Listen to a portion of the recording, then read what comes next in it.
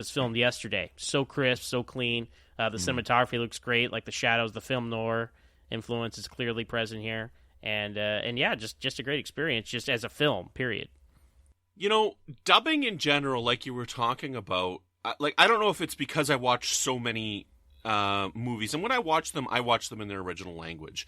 I think it makes the film seem more serious and stuff, but this is kind of weird because my kids watch a show on Netflix. It's a cartoon. It's called Masha and the Bear. And I don't know if it's like Swedish or something like that, but I was watching it for the first time with them, and I'm like, I think this is dubbed. Like, there was something about it that I could tell that even this animated show was dubbed, which is crazy because all animation is dubbed, right? Like, it has to be, as the nature of it. But I could tell, I'm like, there's something about maybe the way they were animating their voices, or the way their voices was versus the way they were animating their mouths. But it does add a sense of seriousness when you're watching the movie in its original language, right? And, with training and with the more you watch, a lot of people are like, well, I miss all the action if I read the subtitles. But it's like, with training, you learn how to read subtitles quicker, right? Which, translating to Discovery, which was weird, because as a person who watches a lot of subtitled movies, I had a very difficult time reading the subtitles on Discovery when they were doing the Klingons. Can I say something about that, Brandon? I struggle with that as well, and I realized what it was. All of the subtitles on Star Trek Discovery are in all capital letters. Yeah. And I don't know why. That is improper grammar. So, maybe not grammar, but presentation. Yeah. But yeah, I guess people, if you're watching a movie with subtitles, you just can't be on your phone the whole time. I think that's why people have a problem with it. Right. You got to pay attention to what's going on. Yeah. I mean, I don't mind dubbing so much. I'm a big fan of, 70s Italian horror movies, directors like Lucio Fulci and Dario Argento, and they would make movies and they would bring, an American star over. Okay, we got so much budget, let's try and get a name in this thing. And you would have it, and this is the case with the Dollars trilogy too, with Clint Eastwood, where some of the actors are going to be speaking in their native language. And then you will have the likes of Eastwood or whoever they brought over for these Italian horror movies speaking in English. And so it was an international cast, and they would all be speaking in their own language, even though they're in the same scene. So basically, there is no original version because each country it was released in got a dub. And so if you're in England or America, for a lot of these movies, the English version is the version, So, and I also think, strangely, it adds a strange feeling to the overall thing with some of those movies. But I agree with something like this, I would probably go subtitles every time. Awesome, yeah. Yeah, that'll be interesting to get to, because I do know of a few movies like that where, they would get an American actor and they're talking English the whole time, and so the original version of the movie's in X language because that's where they filmed it, right? So you're watching this character in a dubbed version, but that's technically the official version of the movie, right? Yeah. So it's kind of interesting. So yeah, that happened a lot in the Godzilla franchise as well. Yeah. Yeah. Well, I mean, even the second version of Godzilla, or whatever you want to call it, the American version of it, they added Perry Mason to the to the film. Like, they filmed around him. Raymond Burr, so. yes. Yeah, Raymond Burr. So, are you guys? Sorry to interrupt, but are you guys going to get that Criterion Godzilla release? That's I am 1,000% getting that. I think I'm probably going to buy it as a. So stay tuned on Fanchise Fatigue for us to cover all 15 Showa era Godzilla films. Well, I want to go farther. If we do that, then we got to do all of them. Oh yeah, you got to do the Heisei, the Millennium series. I know what I'm talking about. But anyway, let's. Yeah. So Yojimbo, right? A great film. Let's talk about that. Yes. No, this is a great. I think it to the point today.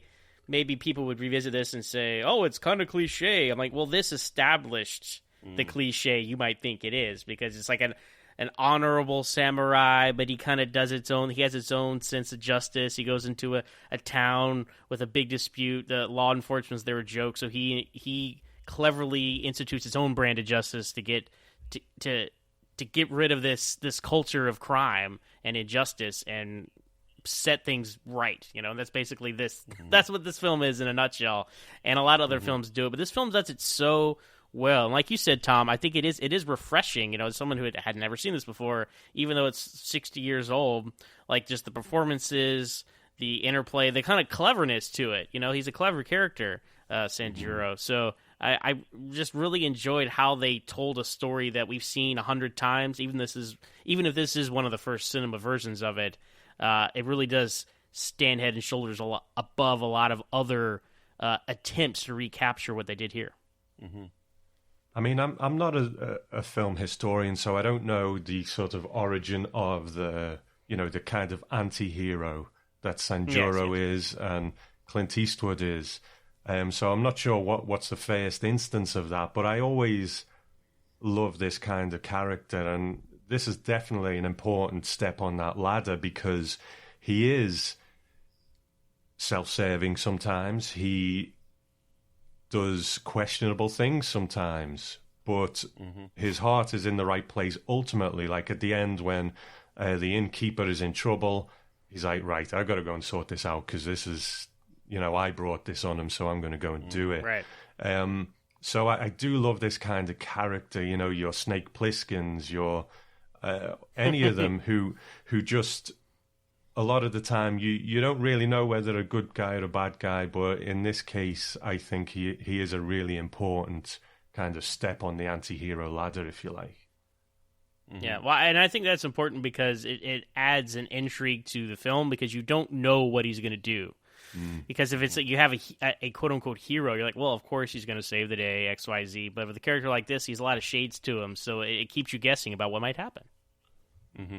And it's well written to the point where you don't know where he's going to go with this. It's not a predictable plot line at all because, Sanjuro's a couple of steps ahead all the time, and his plans don't always work out. Very important. Yet he's able to adapt and move on from there. Like there was a couple of times when he tried to set something up and it fell through. Like one of the interesting scenes is when he's like, okay, we should attack them at noon, right? And then they're all set up there at noon, and then he's like, you know what? I'm offended. I'm just going to walk away. And he climbs that ladder, and then they hear that the law is on the way, and so they have to stop the battle before it even begins. And he's like, okay, so it's kind of fascinating because these criminals are really bad, and they've established that these criminals are really bad in this town, and yet they're willing to trust this guy even though he's consistently double-crossing both of them because they need a step up, and they think that he's the same class of character that they are in that all he's looking for is money. And we see that that's not true multiple times in this movie. When he takes the money and then he gives it to that man and his wife and the kid, right? So we see multiple times that he's not just in this for money. He is actually a good character. I think just on that scene as well, because he's quite, he says he's disgusted by that man for not standing up and doing this himself. So that's an interesting part of his character too. Ultimately, he is good, but he's part of this world where, he stands up for himself. So for him to actually be disgusted by a person who has been wronged, it was quite an interesting part of his character as well. Mm-hmm. Yeah, I agree. And I think that scene in particular was the turning point for him and also the movie, because you mentioned it earlier, Tom, like they do this prisoner exchange and that kind of thing, and I think at that point in the film I was like, okay, where is this going? It's starting to kind of lose steam here. How long are these long game schemes going to go? But then we get to the part where he does agree to serve that side of the gang, and then goes and tells that goofy brother guy, which I love that guy. I love so many fun supporting characters. There's like, oh, something terrible's happened. Everyone's dead in the house. Go tell so-and-so. And then you're like, oh, that's interesting. And then he goes into the house and finds the 6 people and kills them then. And then I love when he's just trashing the house to make it look he's just pulling stuff down and punching out windows and that kind of thing. Like, and then really though, when he gives the family the money, it was like, oh wow, okay, that really shows you deep down like he has integrity, he has honor, he's a different. The way he goes about it's a little unorthodox, right? But ultimately, he has a good heart and he's out to do the right thing. Mm-hmm. And that's my favorite scene in the movie when he's just completely destroying that Yes. room. right? Because it's so cool to watch him do that. But it also adds something to the character because of the confidence that he has, and he knows his abilities, right? Because he tells that dim-witted brother before he does it that they're all dead. Does it, but he has the confidence. He knows he's just going to go in there and kill the 6 people and destroy the place, and he'll have enough time to do that. So I think that's pretty cool and a really interesting layer to the character. So one of the things about this movie that I really truly love is the setup of the film, and I think Kurosawa does a great job of setting it up because we get the setup, we find out it's a really bad town because of the hand in the dog's mouth, but we get a lot of background information from this restaurant owner. This right, yes, he sets everything Mr. up, Exposition, that guy. Mr. He turns the positioning of the restaurant is like central to the town, so we can look out one window as we're talking about one set of people. We can look out the other window as we're talking about the other set of people. So it really sets everything up nicely so that the audience understands what's going on very, very quickly. It's really a really marvelous job of exposition for the film. What I think is interesting about that staging.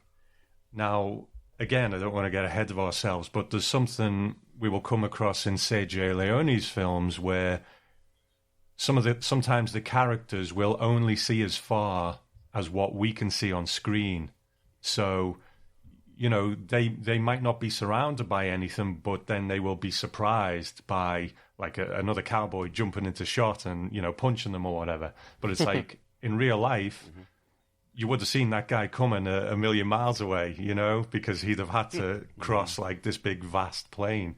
What I think this one has in some of those scenes where characters are watching other characters is it saves the story for them not to notice that they're being watched sometimes. Like at the end when Sanjuro is in that thing that they're carrying him, and then the fat brother guy is sort of wandering around in the aftermath of smoking out the other gang.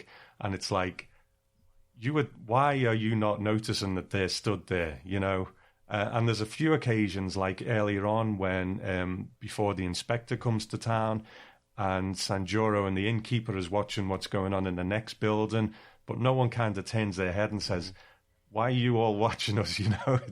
So it's got a similar kind of thing to what Sergio Leone was doing in his films. Mm-hmm. Well, it's a very theatrical aspect to the storytelling as well, because there's oftentimes, if you're watching a stage play, where there'll be characters off to the side talking about something, and on one side of the stage, and on the other side of the stage, the characters don't notice them. And I serve it as part of the story because they would be so caught up in what's going on. And my interpretation is that they're just focused on the battle between the two sides. The two sets of gangs are just so focused on the other gang that they're completely oblivious to everything else. But, talking about that, however, there's a very film aspect into one scene that I think is outstanding, where Sanjuro's talking to the innkeeper, and it's raining outside. And the one gang leader with the giant guy comes, and we see him coming for quite a long time in the background. And the two people are facing the camera. Sanjuro and the innkeeper are facing the camera, so they don't see these people coming up. But every time I watch that scene, my eye is off to camera right there, looking in the background, watching these people walk up to them, because it's so fascinating to see them walk for such a long period of time. Because, Kurosawa uses a lot of long lenses, right, to get a lot, like some significant depth of field, which allows things to appear closer to the camera than they actually are, but it also increases the depth of focus so that things that are far away from the camera are just as in focus as stuff that appears to be close to the camera. So we see those people coming a long time. For example, like one movie that that uses a really well done job of a long lens is Stand By Me, when they're running away from the train, right? They're running from the train. That train is far, far away from them. But because Rob Reiner uses such a long lens, they look like they are right in front of that train the whole time. So it's really fascinating how he utilizes that. But we also get these weird shots that are composed throughout the film, because there's a lot of really close-ups, and when Sanjuro's walking through the town, quite often all we see is like his head basically in this 2-3-5-1 image, and the camera's like moving and panning around with him as he walks around the town. So it creates this really interesting feel for the film as well of